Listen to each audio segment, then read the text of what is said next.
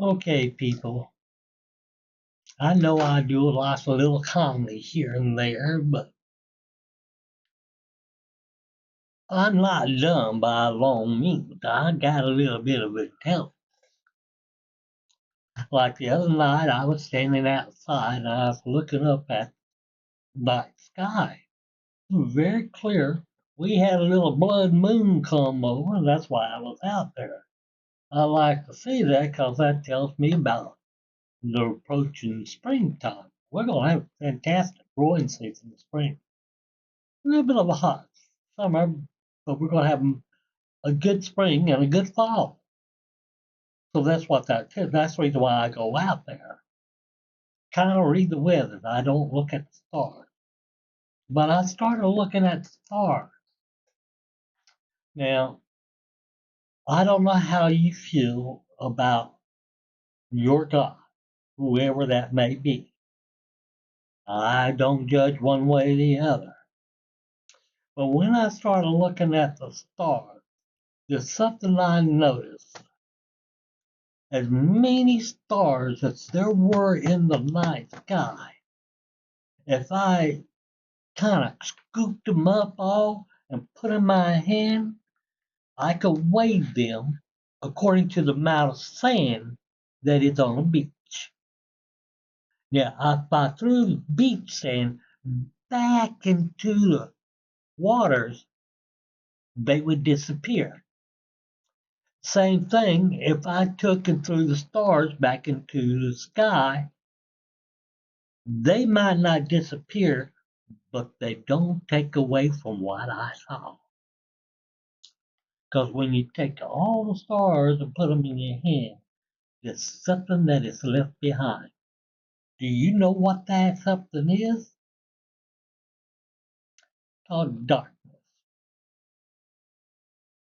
And lots of people tell me that you can't move stuff through darkness because that's a void. There ain't nothing there. And a question came to my mind.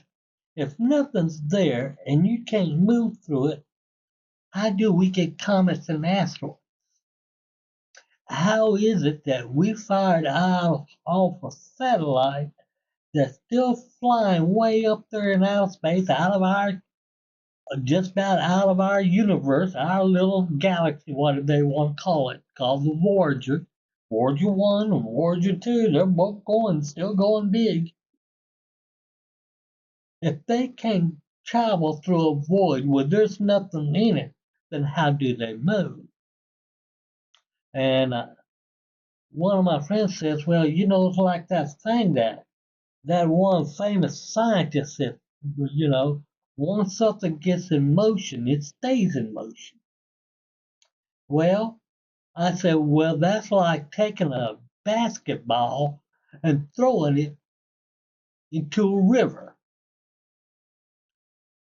As hard as you can, that basketball's going to do just that. It's going to stop in that river and start flowing with the river. But the river is pushing it. I said, there's nothing pushing those things. According to everything else, if you take and shoot something into the sky and up there in outer space, it's supposed to stop if there ain't nothing there to keep it going. But that just it. Then came my question. In all that darkness, if nothing can keep going at nighttime through all that void, what's causing it to move? Now you can't say that we're empty and void because our planet goes through that. We spin around seasons, spring, summer, fall, winter, all that. It all moves right through all that void where nothing's supposed to be able to move, but we move. Why is it that it moves? Well, they say, well, if you yell there, you can't hear it. How do you know? How do you know? You ever go into space and see if you can hear it? Or you say, well, you take off your helmet and go up there, you're going to die. Yeah, but what's going to kill you? You don't know. Is it the sun? Or is it the noise that you're hearing from the sun? Or is it something else? You say it's lack of oxygen, but there's no oxygen in the ocean that we can breathe. But yet, we know that it's not the lack of oxygen kills us, it's when we breathe in the water. So if we breathe in space up there, will it kill us? Probably yes. I don't know. Cold, freeze, hot, whatever. I don't know. Then I started thinking, is there a lack of void up there? No, because there was a lack of void. You and I could not travel up there. We could not see the stars. We could not do all this stuff that people say that we can do. Because a void is nothing. And my teacher taught me a long time ago. 1 times 0 is always 0. You can go 12 times 0, it's still 0. 0 times 0 is 0. So a lack of void is 0. You can't do anything in space, can you?